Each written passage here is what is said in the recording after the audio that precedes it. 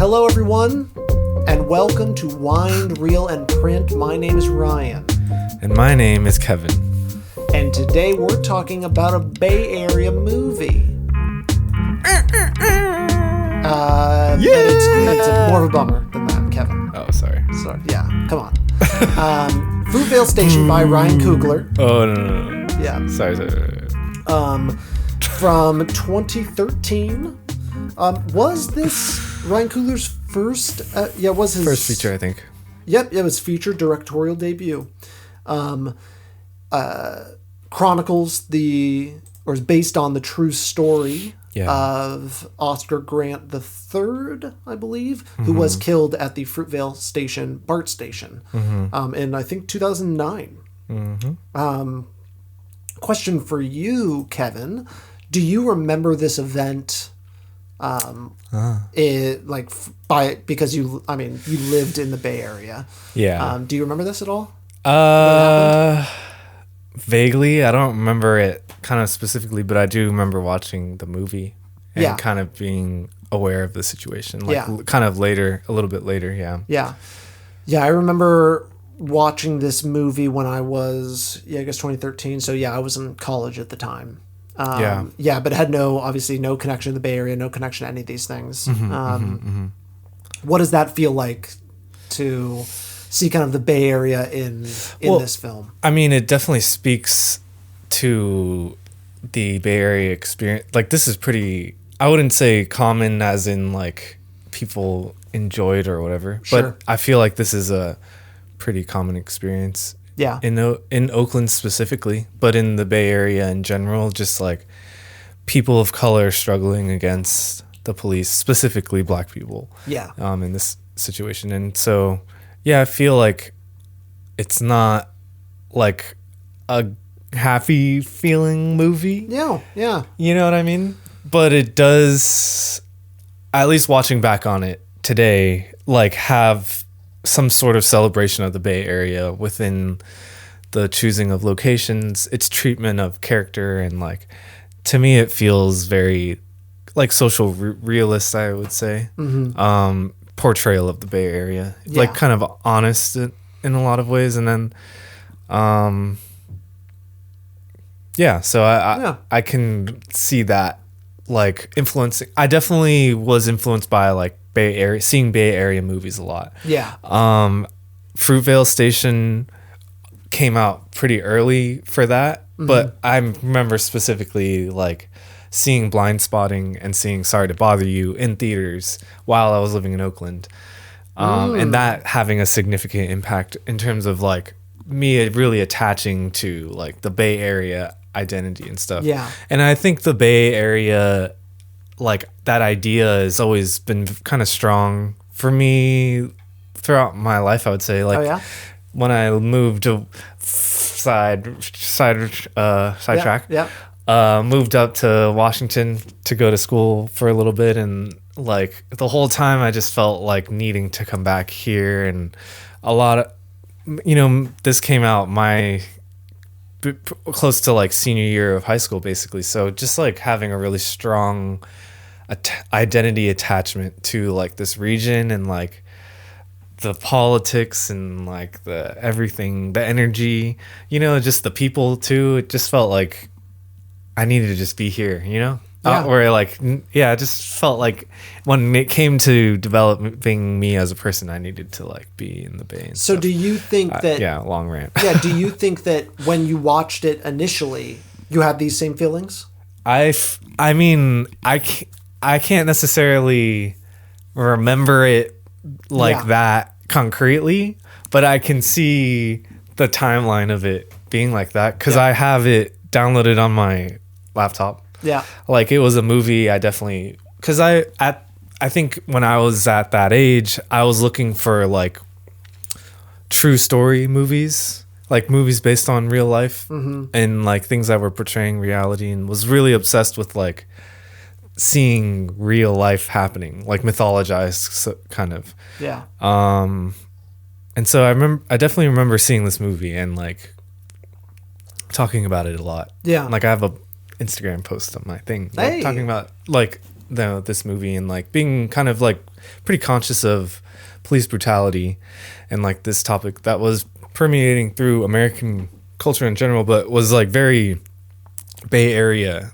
you know, at its core too. So, yeah, I don't know if that answers your question. Yeah, no, it definitely does, because I'm curious of its effect and impact from a Bay Area resident perspective. Yeah. Because I think that's an interesting thing, because it's a true story that happened not that long ago. Right.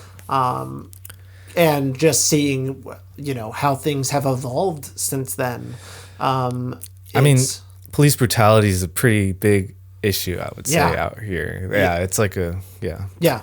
I mean, it feels, it definitely sucked watching it in a lot of ways. Like the footage on the cameras and things like that on the cell phones. It's like the raw. The raw stuff they showed right at the beginning. Is just, I mean, I feel like I've seen that so many times. Not even that specific thing. I'm just saying, like, that sort of thing. Yeah. So many times. And it hurts, but it also feels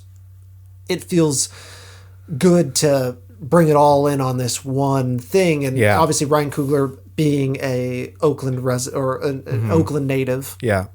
It is Oakland, right? Is he from Oakland? Yeah. Yeah.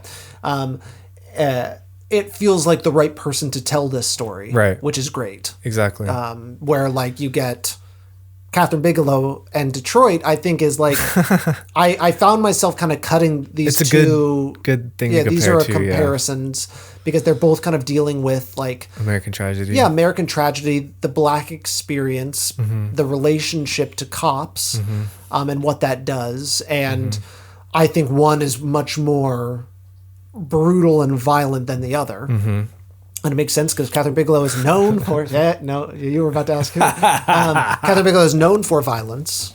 That's her thing. Yeah, so it makes sense that would be more prominent. Well, this, I mean, it's like the last like 25 minutes is the event. Right. It's basically just kind of cooking and the humanization of everything and of all that. And, obviously part of me was like, did this all really happen the day before? Like, that seems kind of crazy. And but then it's one of those things where it doesn't need, like, this is a movie. Right. It doesn't really need to matter. But obviously that kind of lizard part of my brain always kicks in a little bit, like, there's no way that, but I mean, if it did, that'd be insane if all of those things happen. Sure. Who knows? But yeah, we'll address this at a later point. But I mean, it's definitely a concocted thing, right? Like, you can feel that. You definitely can feel that. Yeah. Yes, absolutely. Where it definitely tells you, like, okay, this is what you need to feel right now. Sure, yeah. Like, there's like the slow motion shots of him with his daughter or all of these things. It's the like running. Yeah, exactly. It's all very, I hate to say cheesy or melodramatic, but it's got like that kind of it's got a little bit of that where it's kind of like turns it up a little. Sure, yeah. And you can tell this is like, it feels like a lot of people's first movies. It even feels like Michael B. Jordan's really, like, I don't know how early this was in his career, but pretty early. Yeah, it's pretty early. First, I would say, kind of big role for him before he becomes like mega superstar. Yeah. And you can tell, like, everyone's kind of figuring it out, and it's like Octavia Spencer's in there, and she's obviously done a few things. She's great. Yeah, she stands out. And then I forget what the girlfriend mom's name is. She was in Be Kind, Rewind, I think, is like the love interest. Melanie, nope. I don't remember. Melanie Diaz. Oh, it is Melanie Diaz. Yeah, Sofina. I thought she was also great. She felt like very, very human, and obviously Tatiana too. Yeah. But yeah, no. I mean, you can kind of compare this movie to other like Black experience Bay Area movies, like Pursuit of Happiness. Yeah. Similar type of vibe. Yeah, similar type of vibe. But man, if Pursuit of Happiness ended with like a police shooting, yikes! Talk about how different that movie would be. Yeah, holy moly! Like, because it also wanted to be way too feel good than it had any right to be. In some ways. Right. Yeah, like being. I mean, you could see that's another good thing to compare it to, is like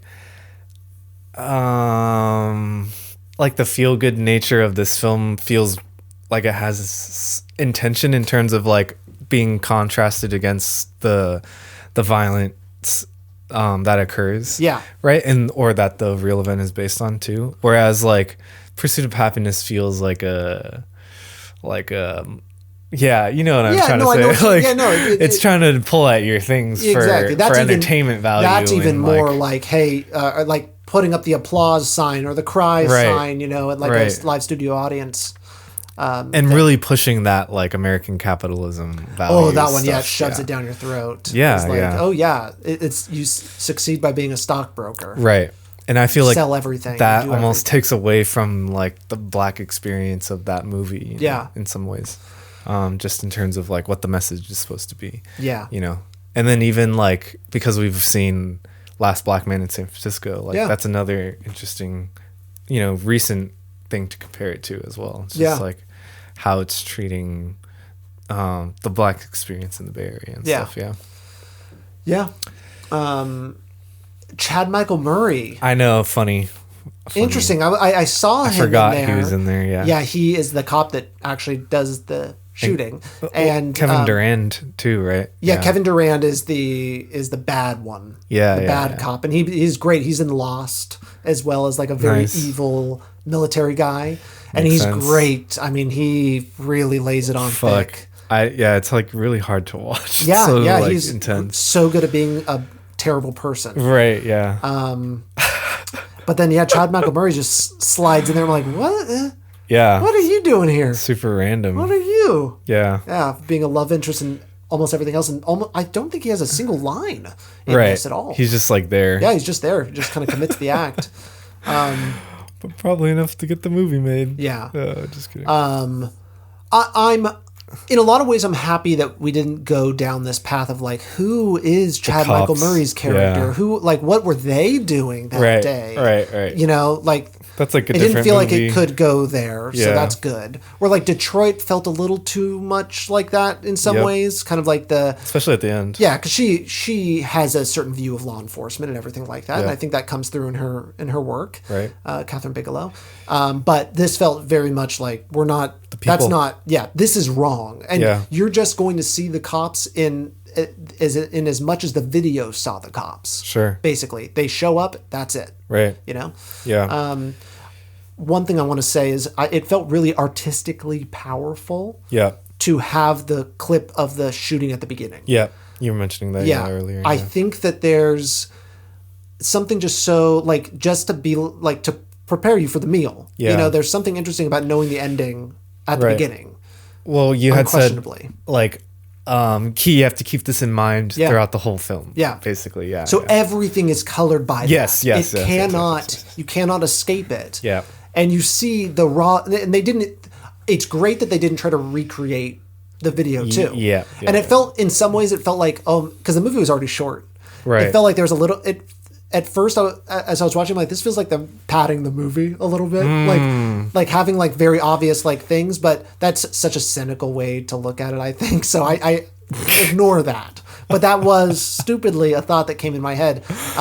But it was good to not try to recreate it because there's something about kind of the raw documentarian style that they went for right at the beginning, though it doesn't match obviously any of the other style of the movie. Like the movie doesn't try to like be kind of like to follow that style or format of like footage or anything. Like it is interesting. It is very like different than everything else.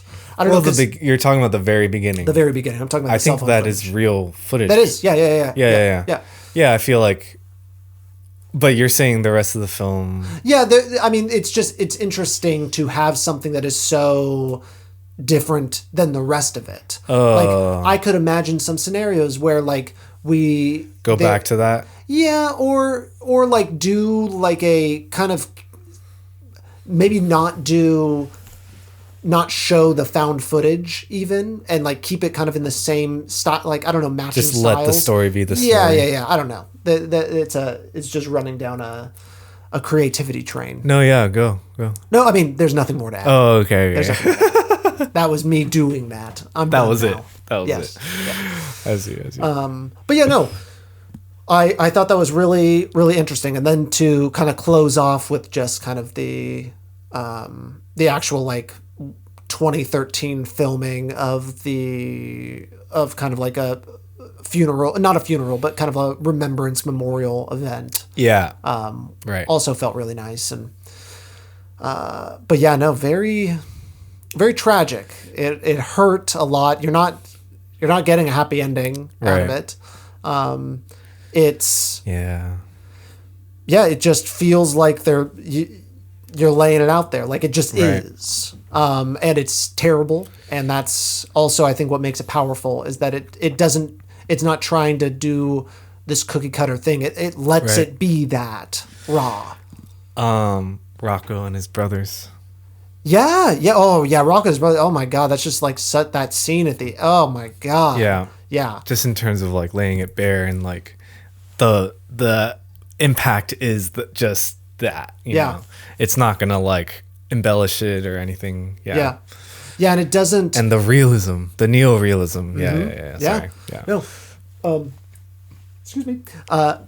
It was one of those things, I mean, especially showing the daughter there at the end. Right. She doesn't look happy. She doesn't look... Like, it's just her just kind of like looking down, like kicking something or something like that. Like, it easily, I think a lesser filmmaker or someone with like less ideas would be like, all right, we need to have her smile at the end. We need to show that she's happy, that she's, doesn't something do that. Yeah, cheesy, exactly. Yeah. It's just like, this is the way it is. Mm-hmm. And that's on you as the viewer, as the actual citizen of America to fix that. Right. Like this, it's not my job to give it a happy ending. Right. The happy ending should be reality.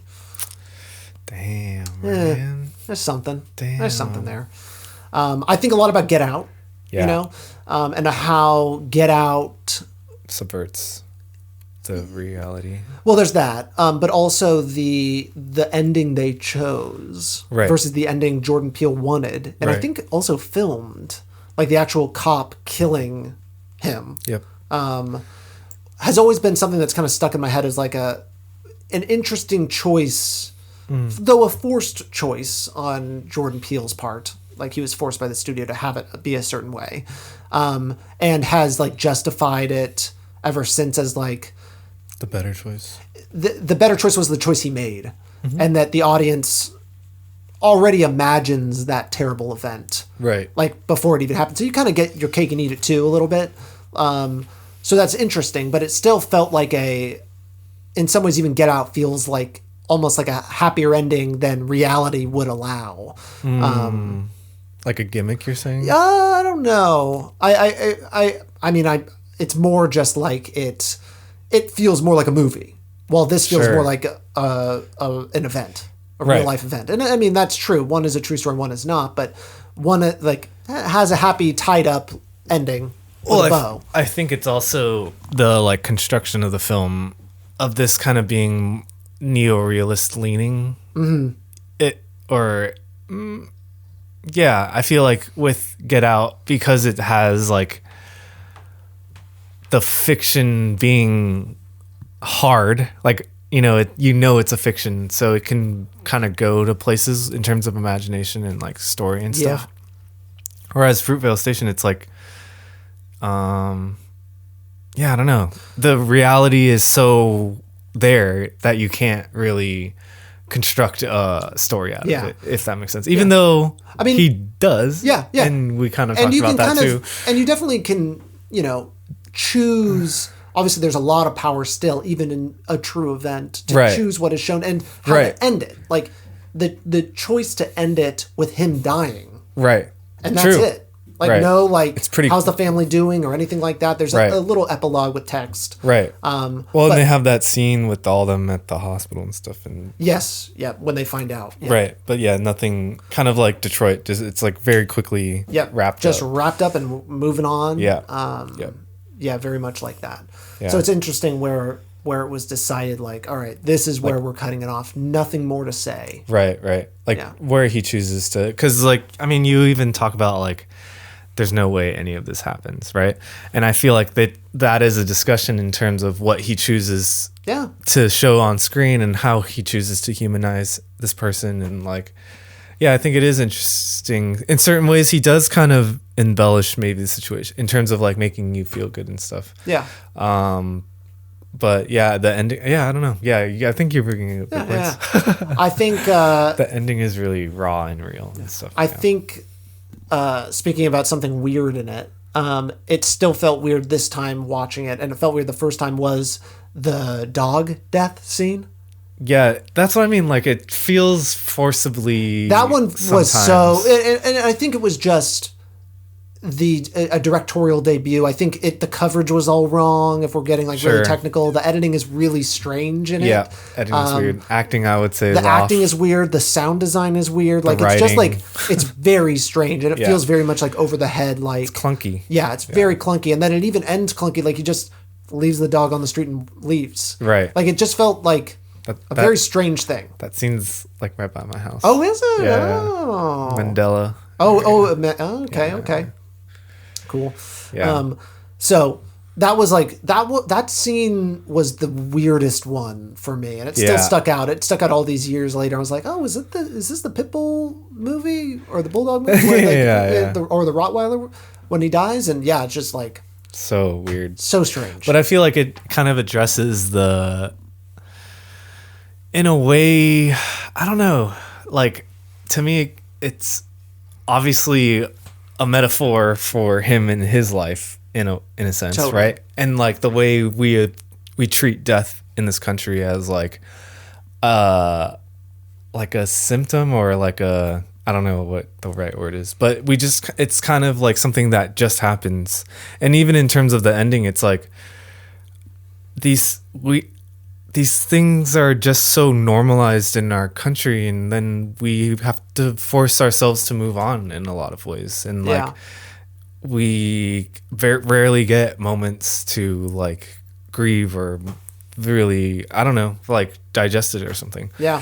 And with the dog, I feel like, you know, it's like he's trying to get someone to help and no one really gives a shit. It's like that's kind of the vibe, you know, in terms of like how America treats black people, you know? Yeah. It's just like, I could see what he's going for in a lot of ways. But yeah, I guess I definitely see the like debut clunkiness like happening in the construction of exactly. The even in the story construction, there's just a lot of like, okay.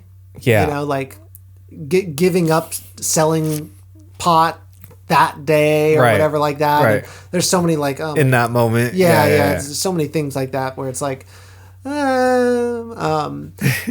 it didn't really feel like an event happened in his life that made him want to change. Like, seriously. I mean, life never happens like that. Exactly. Yeah. It doesn't happen in a neat little row for a movie, which is why you got to make it up. But it's just an interesting little like 24-hour sort of film. Yeah. It's cool vibe. Yeah. I always recommend this to people. Yeah. Definitely a bummer that the world still sucks. You know? That's just a given. Is like, oh man, didn't get anything from that. Also a bummer on a totally separate note. I'm not trying to, these are very different bummers. The bummer I just mentioned is a major bummer. This one's just a minor bummer. Is Ryan Coogler's directing has now kind of like he's shifted, you know, into different kinds of movies. Yeah, I would love to see him do something like this again, or do something, I don't know, something a little less Marvel, I guess. And a little more something to say. Yeah, just more art house stuff, right? Yeah. Like, I mean, I always enjoy when big Hollywood directors go back to the indie space and like what kind of films what is truly on their mind. Yes. You know, what do they feel like they're not making that they want to make themselves? Right. Yeah. Like, what is the Hollywood space not satisfying, you know? Yeah. And I feel like Coogler's just been gone for so long. Like, it's been it's already been 11 years. Yeah. So like what's scratching at you? And obviously he cares about these sorts of topics and these ideas and like this angle of America, like, you know, that's like a good topic. Like, how do you feel like pieces of this film come out in like Black Panther and Creed? I haven't seen Creed, but I know that like Black Panther, in a way, he's trying to like implement certain black ideology things. Yeah. You know, in terms of like the politics and stuff. Yeah. Yeah. I think there's something really, I definitely think we do not have enough representation of Afrofuturism. Yep. I think that's a really amazing. Oh my gosh. There's just so much cool possibility. And I think there's so many Erykah other. Badu. Yeah. I think there's so many cool futuristic things just moving away from the Western white perspective that we could do. I mean, sci-fi and everything. Exactly. Too, like South American. Like, I don't even know about that, but just thinking about like Central American and those sorts of things, and like thinking Magic about realism. Yeah. Like there's so much more potential out there for sci-fi and stories that I think Black Panther does. Scratching at it. Yeah, it's scratching at it, and it's doing it in a Marvel way, and it has to check all the boxes and yada yada. Yeah. But I think it's good that a movie like that is still around and is Yeah. successful and everything. Yeah, it's awesome. And I mean, the Team Deacons also has a podcast episode with the costume designer. That must have been an amazing job. Yeah, and yeah. I mean, they did an amazing job, but just as like oh my God, it's got to be so unique and special to do something like that. Yeah. And apparently she was pretty involved with like special effects team, I want to say, just in terms of like lending designs and like what the material is and stuff like that. Yeah. Nice. Seems pretty cool. That's cool. The world feels very real. Yeah. Like Wakanda and all of those things feel like a really lived in, cool little city. For sure. Maybe lived in's the wrong, because I mean, you don't really get ground level of what it is, but you believe it. Yeah. And it's got kind of a cool little lore thing going. For sure. With the mythology and everything. Yeah. Yeah. But you just want him to come back down to earth sometimes. Ryan, come back. Yeah. Team Ryan. Oh, I'm all about Ryan's. Yeah. Ryan's got to team up. Ryan Johnson. Ryan Johnson. You coming in hot? Yeah. He's another guy who needs to. Yeah. I would love to reel him into something different. Yeah, dude. Doing, but get out of that. Yeah. Get out of the mud. Yeah. Come back. I mean, the Knives Out had potential. Ran its course. Yeah, exactly. Like I really enjoyed the first one. Yeah. And then and more. And then and more. It's still going. Many more, yes. And many more. Yeah. Yeah, Ryan Johnson would be a good one to talk about that, because Brick was a very influential movie in my film school as just like what is possible on like a really low budget, like having certain actors like very limited in scope. Yeah. Have you seen Brick? Nope. Heard of it. Yeah, it's a film noir in high school. Nice. Yeah. Joseph Gordon-Levitt, very young in it, cool. is kind of like the detective, and so it has all of those high school tropes, but in a film noir kind of aspect. Yeah, it's very cool. Genre. Yeah. Kind of parody-ish. Yep. But yeah, no, Ryan Coogler, Fruitvale Station. It's vibe. Yeah, it was I definitely remember it being better in my head. Yeah. Yeah. I mean, I was thinking that too for a while, and then I mean, still by the end, I'm crying. Like it did. Yeah. It worked. It worked. It got still there. Did the thing. Yeah, it still did the thing. It felt really good. Those hospital scenes were also really good. Yeah, it was hard for me to watch. Yeah. Yeah, it was tough. Yeah. I don't like this stuff. Yeah, exactly. Yeah, it does suck. I mean, who does? Yeah. Yeah. But that's why films like these are important. Yep. Like you've said too in the past. Yeah. I think Come and See is a perfect example of just like, yeah. I think even it, like, I think the making of it was wrong on so many levels. Sure. But the message is so abundantly clear and important. So much so that movie, the director completely stopped making movies after that. Yeah. So that's how it feels in a lot of ways. And I think Fruitvale Station is in that place of like movies that I wish didn't have to exist. Right. You know, but it felt like it came from a really great place and really was something that needed to be said. Felt personal in a local Bay Area kind of way. Yeah. And yeah. Yeah, because, I mean, on a timeline scale, right, this is before a lot of the big police brutality movements occur in America in terms of 2010s stuff. So it's crazy, like you said, that like this existed at that time, that it did come out, that it still hasn't been fixed in this country, and that we're still kind of in this this reality of like ultimate violence and stuff. Oppression. We see that cell phone footage all the time, but on social media in 1080p. Yeah, you know, in 4K. Yep, exactly. Yeah, and obviously there will be a George Floyd movie someday, you know, and you hope to God damn it, that the right people touch that. Yeah, because that seems like. I'll be curious. I mean, it feels like America is very afraid now to do that, to do these sorts of things, because they're really like make that movie. Yeah, I would say like, because if they really could have, they would have. You know, they definitely are. What do you mean? They will jump on the make something into a movie train so fast now. Oh yeah. That the fact that they didn't, they also kind of recognize like this is sensitive. not. Yeah, this is a very sensitive thing. I mean, but who would do it? I don't know, and I hate to even like torture porn like to put a director like to be like, you have to make a movie that would hurt so bad.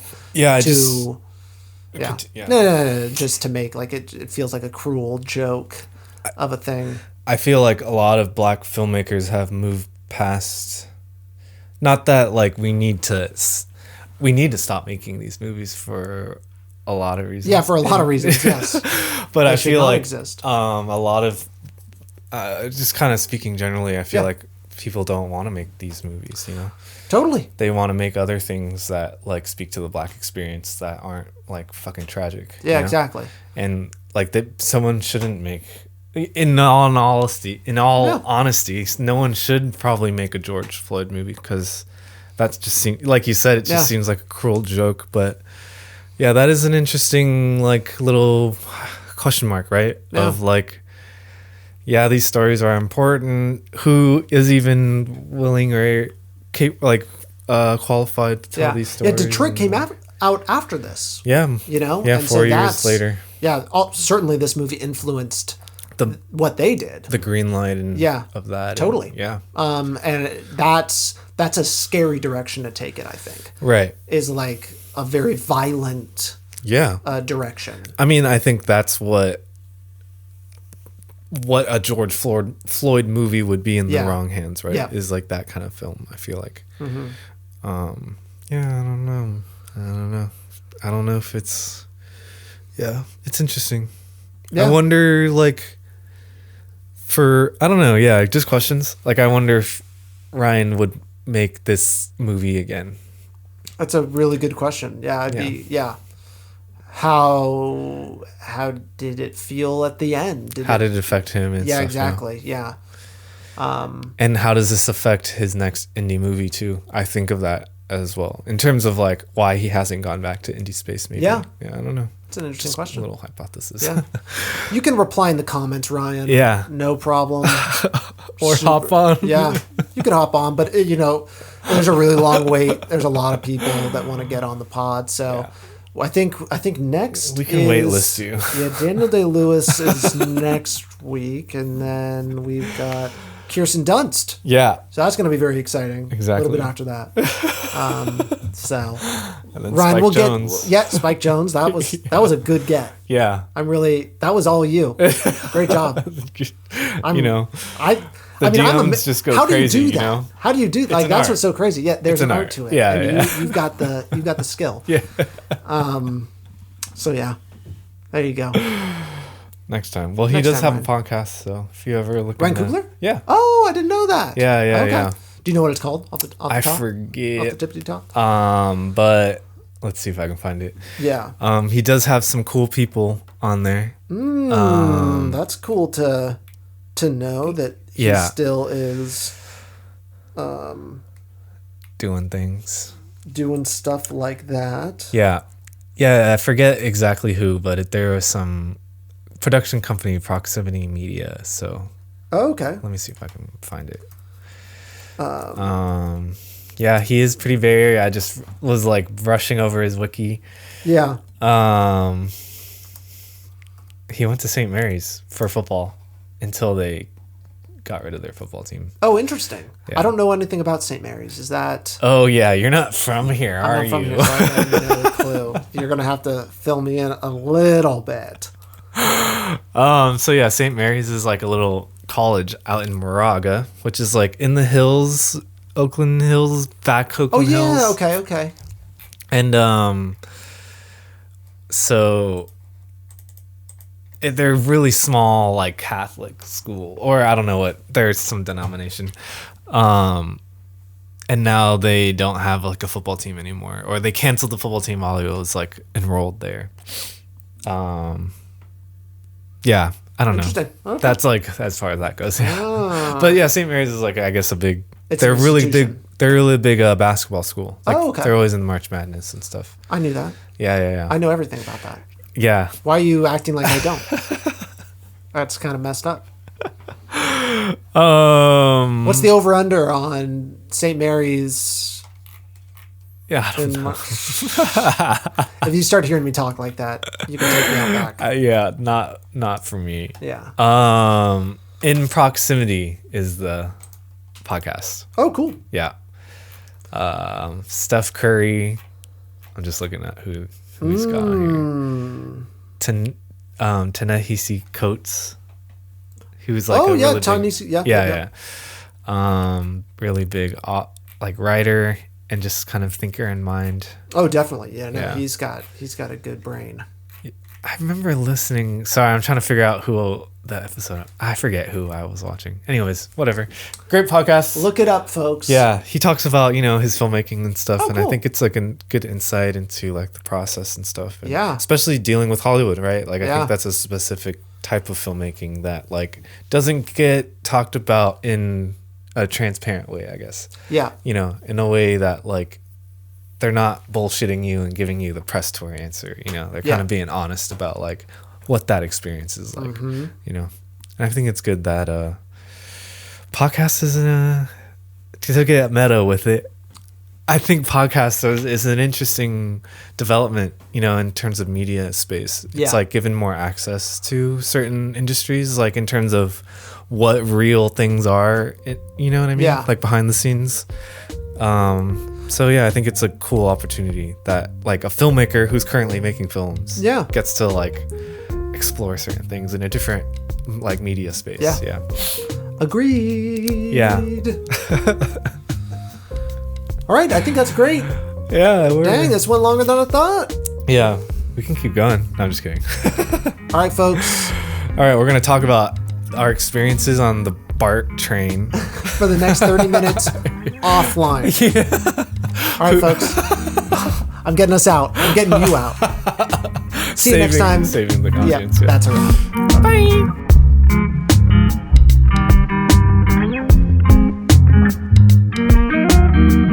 Wind Reel in Print is a podcast by Salad Brain Productions. You can find us on Instagram at Wind Reel in Print Pod. You can also find us wherever you get your podcasts. And please, if you like the show, leave a rating and review. We'll see you next time.